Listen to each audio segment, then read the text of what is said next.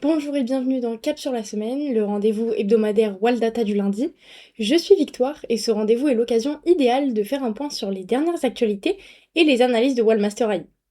Au programme du jour, nous ferons tout d'abord un point sur le CAC 40, nous verrons l'analyse d'une valeur détectée par le Wallmaster AI, un article du blog, le point AT et enfin nous ferons un rappel des événements à venir.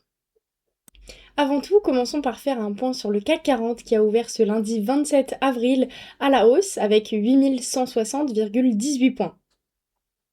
Voici une valeur analysée par le Wallmaster AI, logiciel d'aide à la décision.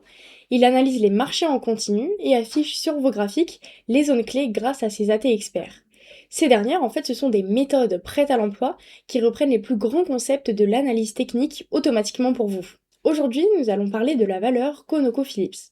L'objectif à 50% sur les retracements de Fibonacci a été atteint en unité de temps 4 heures, avec plus 12% de performance depuis le début du signal.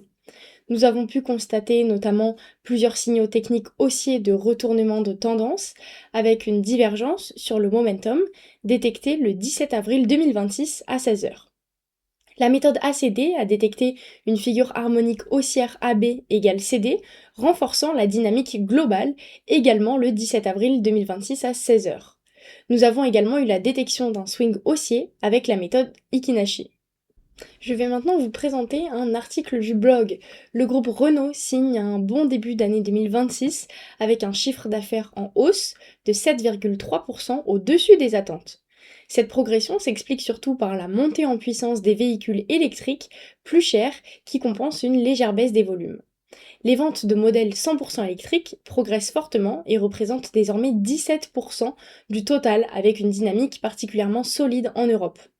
Le lancement de la Nissan Micra électrique produite pour Nissan, ainsi que l'intégration d'une usine en Inde, soutiennent également la croissance. Seul point faible, Dacia, dont les ventes reculent nettement à cause de perturbations logistiques, même si la situation s'améliore. Malgré un contexte incertain, Renault confirme ses objectifs pour 2026 avec une marge attendue autour de 5,5%. Aujourd'hui, au niveau du point AT, il va être question de l'indicateur MACD. Tout d'abord, qu'est-ce que c'est? Eh bien, le MACD, c'est un indicateur d'analyse technique utilisé pour identifier la tendance d'un actif et détecter des signaux d'achat ou de vente. Il repose sur la différence entre deux moyennes mobiles, souvent 12 et 26 périodes, ce qui permet d'évaluer la dynamique du marché. Il se compose de trois éléments principaux. La ligne MACD, différence entre les deux moyennes mobiles, la ligne signal, moyenne de la ligne MACD généralement sur 9 périodes, et l'histogramme qui fait référence à l'écart entre la ligne MACD et la ligne signal. Les signaux clés sont les croisements. Lorsque la ligne MACD passe au-dessus de la ligne signal, cela peut indiquer un signal d'achat. Lorsqu'elle passe en dessous, cela peut indiquer un signal de vente. L'histogramme permet de mesurer la puissance du mouvement. S'il augmente, la tendance se renforce. S'il diminue, cela peut signaler un essoufflement. Il y a une information très importante à retenir.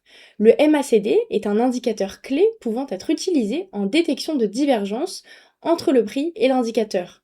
Et dans Wallmaster AI, les divergences sur le MACD sont détectées et tracées automatiquement.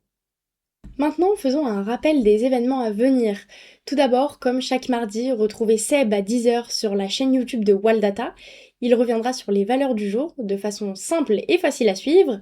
Ce live, c'est un peu comme une mini formation gratuite, alors profitez-en. Mercredi à 14 heures, retrouvez Tony en live et découvrez comment performer en toutes circonstances sur la méthode VBA, notamment dans des contextes de forte volatilité. Lors de ce direct, Tony vous présentera concrètement comment la méthode AT Expert VBA s'adapte aux différentes configurations de marché avec des exemples réels et des analyses détaillées. L'objectif est de vous montrer comment cette approche structurée permet de rester efficace même en période agitée, en identifiant les opportunités les plus pertinentes et en renforçant la qualité de vos prises de décision. Et enfin, pour cette deuxième session du regard du trader, nous allons aller encore plus loin dans l'utilisation des outils Waldata pour affiner vos analyses et gagner en précision dans vos décisions.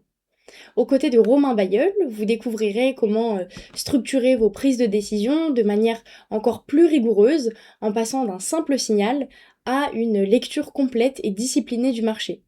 En vous inscrivant, vous bénéficierez toujours du replay, serez informé des prochains ateliers, recevrez une étude complémentaire et pourrez accéder à une démonstration privée. Alors rendez-vous jeudi à 19 h sur la chaîne YouTube de Waldata.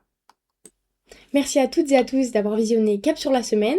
Rendez-vous lundi prochain pour un nouveau point sur les marchés.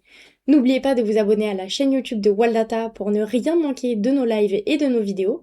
Et retrouvez toute l'actualité Waldata sur waldata.fr.